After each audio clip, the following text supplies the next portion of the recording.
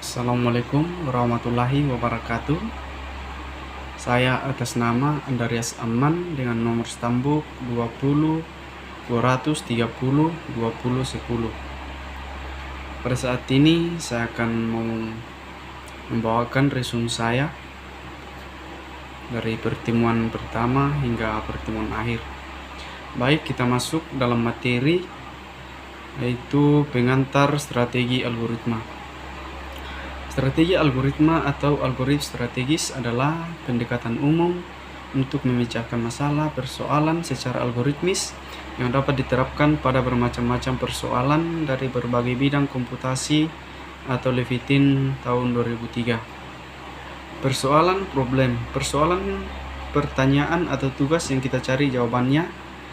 Misalnya atau contoh-contoh persoalan, yaitu persoalan pengurutan diberikan senarai list atau S yang terdiri dari N buah integer. Bagaimana mengurutkan N buah integer tersebut sehingga terurut secara menaik? Jawabannya, barisan nilai di dalam senarai yang terurut menaik. Kemudian yang kedua, persoalan pencarian. Tentukan apakah suatu bilangan X terdapat di dalam sebuah senarai S yang berisi N buah bilangan bulat.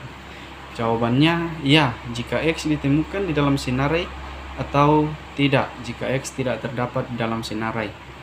Instansiasi persoalan, parameter nilai yang diasosiasikan di dalam persoalan.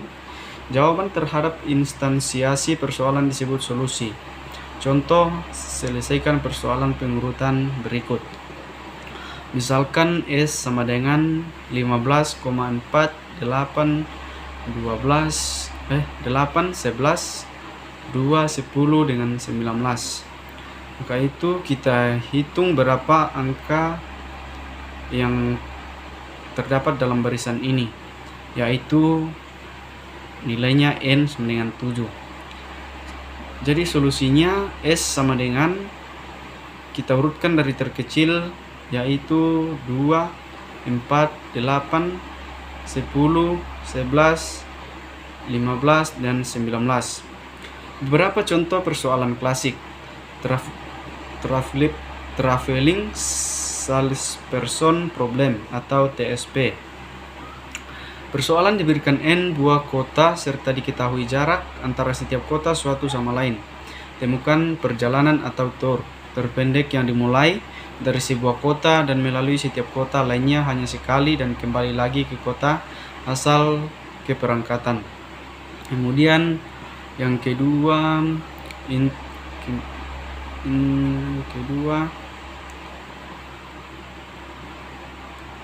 integer knapsack problem. Persoalan diberikan N buah objek dan sebuah knapsack atau karung, tas, buntilan, dan sebagainya. Dengan kapasitas bobot, setiap objek memiliki properti bobot atau weight, W, dan keuntungan profit atau P. Kemudian yang ketiga, persoalan penugasan atau assignment per problem. Misalkan terdapat N orang dan N buah pekerjaan atau job.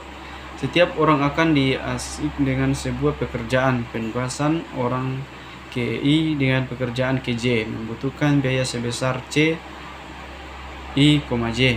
Kemudian yang keempat, persoalan N ratu atau DN Guens problem. Persoalan diberikan sebuah papan catur yang berukuran N kali N dan N buah bidak ratu. Dan yang kelima, mencari pasangan titik terdekat atau close pair. Persoalan diberikan N buah titik, tentukan 2 buah titik yang terdekat satu sama lain.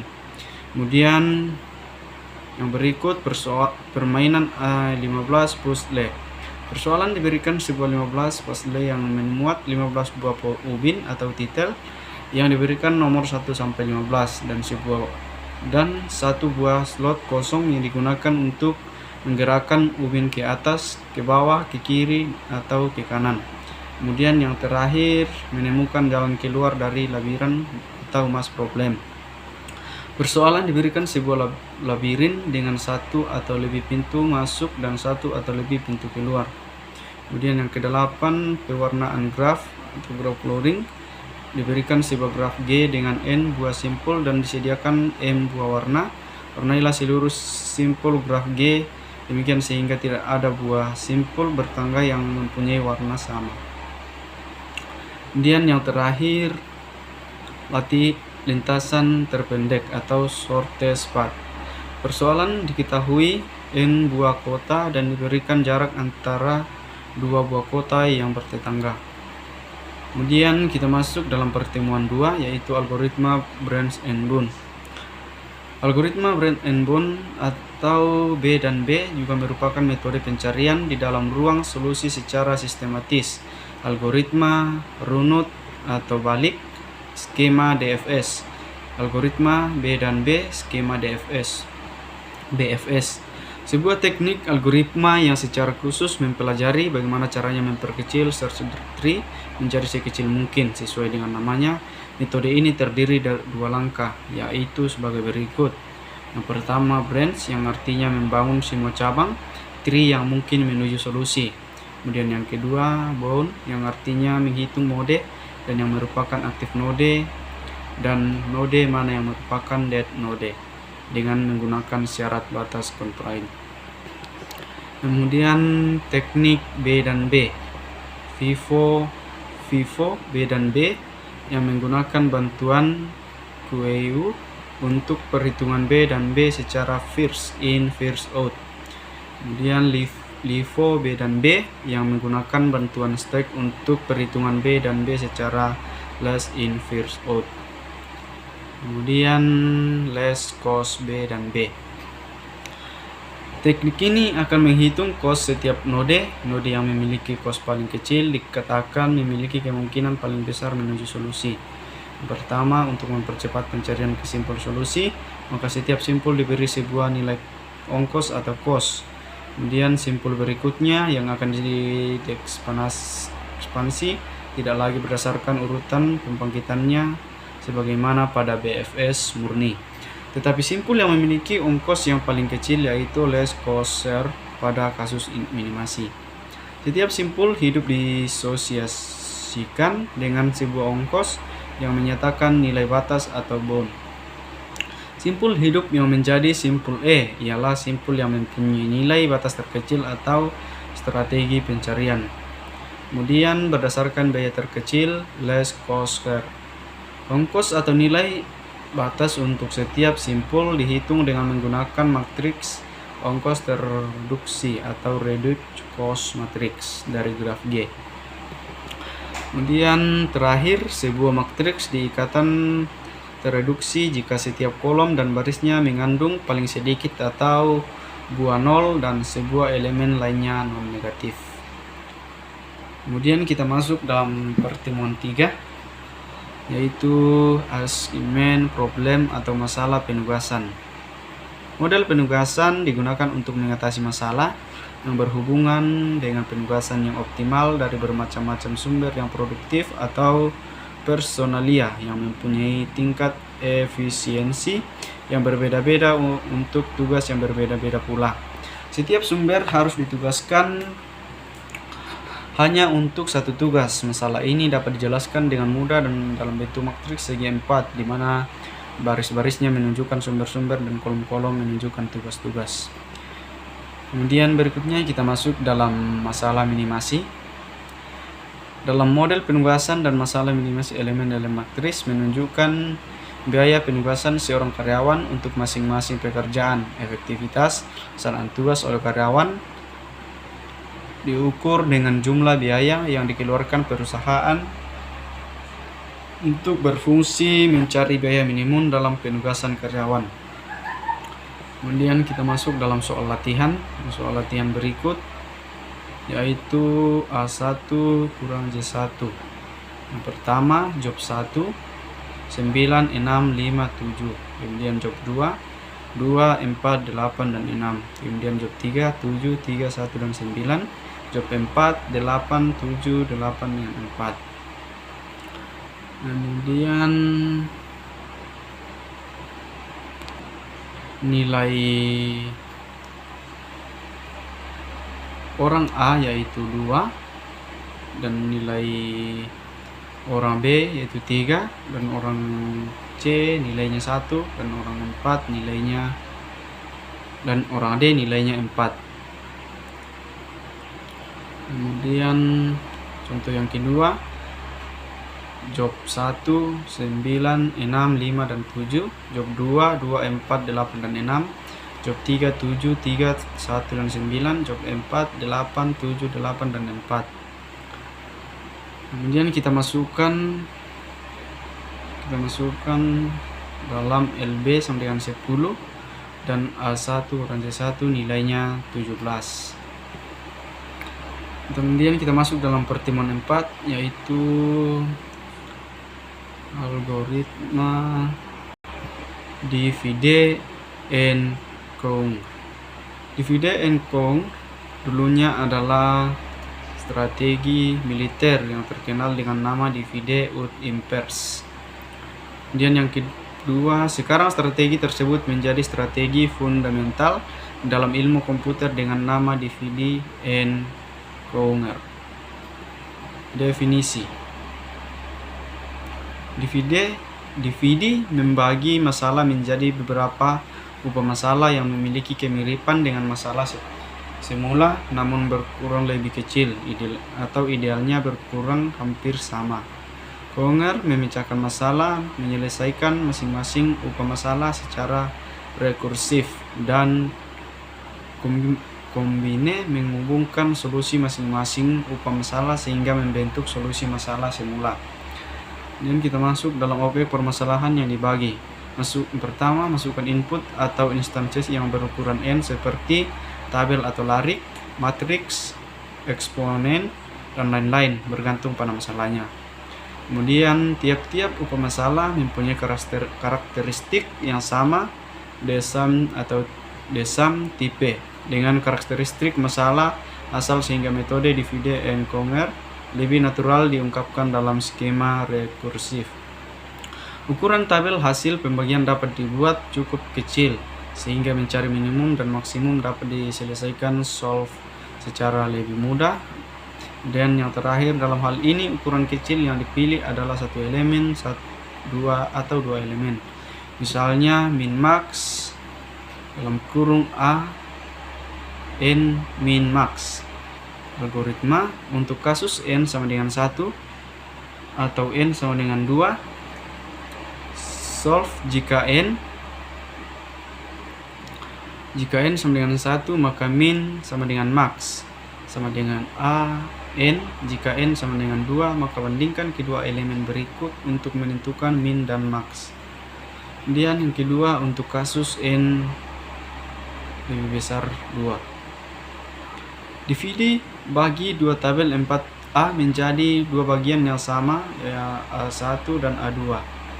Kemudian B conquer min max AL n 2 min 1 max 1. Kemudian min max A2 n per 2 min 2 max 2. Kemudian C combine if min 1 min 2 D min kurang min 1 else min 2 if max 1 max 2 D max 2 else max 1. Kemudian kita masuk dalam nomor 2, yaitu mencari pasangan titik yang jaraknya terdekat atau close pair. Persoalan diberikan misalnya himpunan titik P yang terdiri dari n buah titik atau dalam kurung xi, yi. Pada bidang 2 atau D, tentukan jarak terdekat antara dua buah titik di dalam himpunan P. Penyelesaiannya dengan algoritma brute force. Pertama, hitung jarak setiap pasang titik ada sebanyak C dalam kurung n, 2 atau sama dengan n kurang 1 atau n kurang 1 per 2 pasangan titik. Pilihan pasangan titik yang mempunyai jarak terkecil kompleksitas algoritma adalah 0 dalam kurung n2. Penyelesaian dengan divide and conquer. Pertama, asumsi misalkan N sama dengan 2K dan titik-titik diurut berdasarkan absis X. Algoritma closest pair. Yang pertama, solve. Jika N sama dengan 2, maka jarak kedua titik dihitung langsung dengan rumus. Kemudian Eucliden. Yang kedua, divide bagi himpunan titik ke dalam dua bagian clef dan brief. Setiap bagian mempunyai jumlah titik yang sama.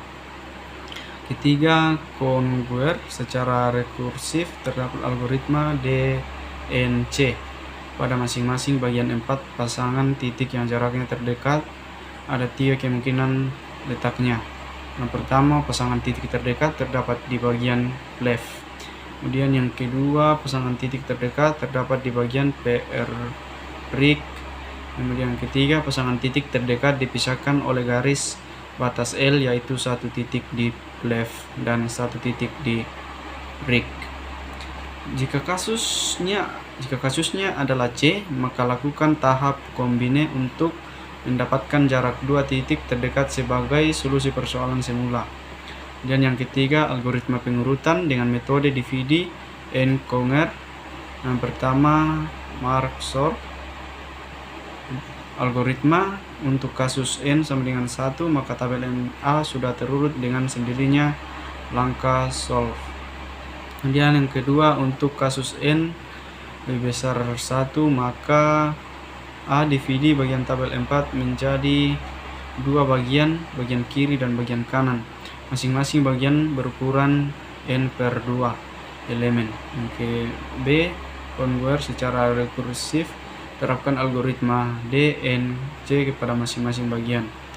Kemudian C, RG gabung hasil pengurutan kedua bagian sehingga diperoleh tabelnya A yang terurut. Misalkan contoh 4.3, misalkan tabel A berisi elemen berikut: divide, conquer, dan solve dengan angka 4, 12, 23, 9, 21, 15, dan 2. Kemudian kita urutkan ulang 4, 12, 23, 9, 21, 15, dan 2. Kemudian kita ulang urutkan yang keempat, 12, yang ketiga 4, 12, 23, 9, 21, 15, dan 2.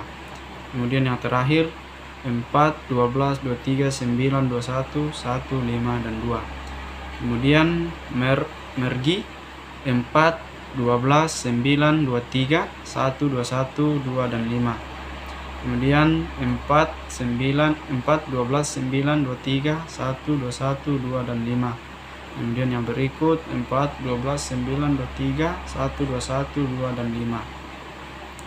Kemudian insertion sort. Yang pertama 4, 12, 3, 9, 1, 21, 5, dan 2. Kemudian kita ulang di bawah, kita ulang 3, 4, 12, 9, 1, 21, 5, dan 2. Kemudian 3, 4, 9, 12, 1, 21, 5, dan 2. Kemudian kita mulai dari 1, 3, 4, 9, 12, 21, 5, dan 2. Kemudian design and analyze algorithm, yaitu 1, 3, 4, 5, 9, 12, 21, dan 2. Begitu pula kita urutkan menjadi yang terkecil, yaitu dimulai dari terkecil 1, 2, 3, 4, 5, 9, 12, 21. Kemudian kita masuk dalam pertemuan 5, yaitu decrease and conquer. Pertama, mengurangi permasalahan menjadi lebih kecil pada permasalahan yang sama. Yang kedua, selesaikan permasalahan yang lebih kecil tersebut. Dan yang ketiga, kembangkan permasalahan yang lebih kecil itu sehingga penyelesaian permasalahan sebenarnya dapat dilakukan dengan metode top down atau bottom up. Kemudian insert sort. To sort array A 0 titik n kurang 1, sort A 0 titik n kurang 2, recursively n then insert A n kurang 1, in its proper place among the sorted A 0, n kurang 2. Usually implemented bottom up atau non-recursively. Example sort 6,4,1,5. Kita masukkan angka 6, 4, 1, 8, 5. Kemudian kita mulai dari 1, 4, 6, 8, dan 5. Begitu pula di bawah 1, 4, 6, 8, dan 5. Hingga akhirnya kita urutkan dari yang terkecil hingga ke terbesar, yaitu 1, 4, 5, 6, dan 8.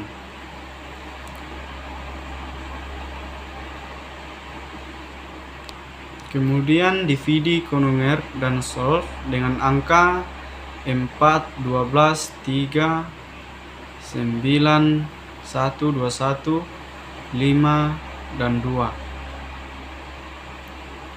Kemudian kita ulang di bawahnya 4, 12, 3, 9, 1, 21, 5, dan 2. Begitupun seterusnya. Kemudian kita masuk dalam mirgi ya, dengan angka 4, 12, 3 dengan 9, kemudian dibandingkan dengan 1, 21, 5, dan 2. Kemudian kita urutkan menjadi terkecil hingga terbesar.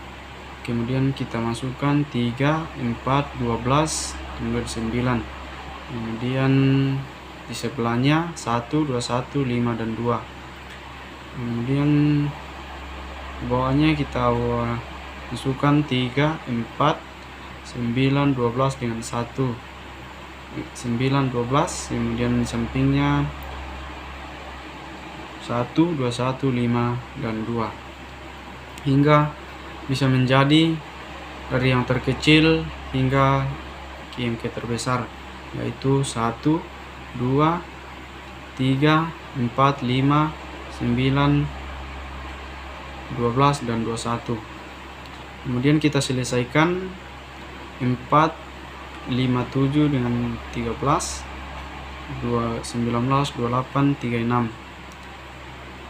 Kita ambil nilai yang terkecil di sebelah kiri, yaitu 5, 7, 13, dan 28.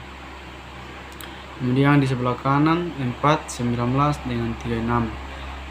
Jadi dari 5, 7, 13, 28 dibagikan menjadi 2, yaitu 7, 13, dan 5, 28. Kemudian yang di sebelah 4, 19, 36 dibagikan juga menjadi 2, yaitu 19, 36, kemudian 4. Kemudian angka berikutnya jadikan menjadi 13, 7, 28, 5, 19, 36, dan 4. Kemudian kita masuk dalam selection sort. Yang pertama algoritma sorting, yang kedua sorting perbandingan pada elemen, yang ketiga terbagi menjadi 2, sorted list, sisa himpunan yang belum tersorting. Misalkan tabel A berisi elemen-elemen berikut, misalnya 4, 12, 3, 9, 1, 21, 5, dan 2. Jadi langkah-langkah pengurutan dengan selection sort yaitu 4, 12, 3, 9, 1, 21, 5, dan 2. Kemudian berikut 1, 12, 3, 9, 4, 25, 5, dan 2. Kemudian berikut 1, 2, 3, 9, 4, 21, 5, 12. Kemudian yang berikut 1, 2, 3, 4, 9, 21, 5, dan 12. Kita urutkan terus ke bawah sampai kita dapat nilainya dari yang terkecil menjadi yang terbesar, yaitu 1, 2, 3, 4, 5, 9, 12, 21. Kemudian kita masuk dalam pertemuan 6, yaitu binary search. Misalkan 7, 8, 10, 14, 17, 18, dan 21. Kemudian 1, 2, 3, 4, dan 5, 6. Jadi K-nya itu sama dengan 14, L-nya sama dengan 1. A-nya sama dengan 7. Kemudian kita masuk dalam contoh 6, mencari koin palsu. Diberikan N bukan buah koin yang diidentik satu di antaranya palsu. Asumsikan koin yang palsu mempunyai berat yang lebih ringan daripada koin yang palsu mempunyai berat yang lebih ringan daripada koin asli. Untuk mencari yang palsu disediakan sebuah timbangan yang teliti cari koin yang palsu dengan cara penimbangan seperti gambar yang ada di materi ini. Kemudian algoritma De Kruijs en Konger. Pertama, bagi himpunan koin menjadi 2 sub himpunan masing-masing koin. Jika N ganjil, maka satu buah koin tidak dimasukkan ke dalam kedua sub himpunan. Kemudian yang kedua, timbang kedua sub himpunan dengan neraca. Kemudian yang ketiga, jika bertanya sama, berarti satu koin yang tersisa adalah palsu. Kemudian yang keempat, jika bertanya tidak sama, maka ulangi proses untuk himpunan yang bertanya lebih ringan, salah satu koin di dalamnya palsu. Kemudian kita masuk dalam contoh 7, menghitung median dan selection problem. Selection problem mencari elemen terkecil KK di dalam sebuah senario beranggotaan N elemen. Misalnya, jika K sama dengan 1, maka elemen paling kecil yaitu minimum. Dan jika K sama dengan N, elemen paling besar yaitu maksimum. Jika K sama dengan N per 2, maka elemennya median. Bagaimana cara mencari median dari senario yang tidak terurut namun tidak perlu mengurutkan senario terlebih dahulu? Yaitu lakukan partisi pada senario seperti proses partisi pada algoritma quicksort. Partisi menghasilkan setengah elemen senario lebih kecil atau sama dengan pivot P dan setengah bagian lagi lebih besar dari pivot P. Kemudian kita masuk dalam nomor 2, yaitu misalkan S adalah posisi pempartisian. Jika S sama dengan N per 2, maka pivot P adalah nilai median yang dicari. Jika S N per 2, maka median terdapat pada setengah bagian kiri. Dan yang ketiga, jika S N per 2, maka median terdapat pada setengah bagian kanan. Contoh, temukan median dari angka 4, 1, 10, 9, 7, 12, 8, 2, dan 15. Pada contoh ini, partisi senarai dengan memilih elemen pertama sebagai pivot 4, 1, 10, 9, 7, 12, 8, 2, 15. Kemudian 4, 1, 2, 9, 7, 12, 8, 10, 15. Hasil partisinya yaitu 21, 4, 9, 7, 12, 8, 10, 15. Karena S sama dengan 3 kurang dari 5, kita proses setengah bagian kanan, yaitu 9, 7, 12, 8, 10, dan 15. Kemudian 9, 7, 8, 12, 10, dan 15. Dan yang berikut 8, 7, 9, 12, 10, dan 15. Karena S sama dengan 6 lebih besar dari 5, kita memproses setengah bagian kiri yaitu 8, 7, dan 7, dan 8. Contoh kasus, misalnya 7, 9, 9, 3, 4, 1, 11, 5, 9, 9, 8, 5 sama dengan 5.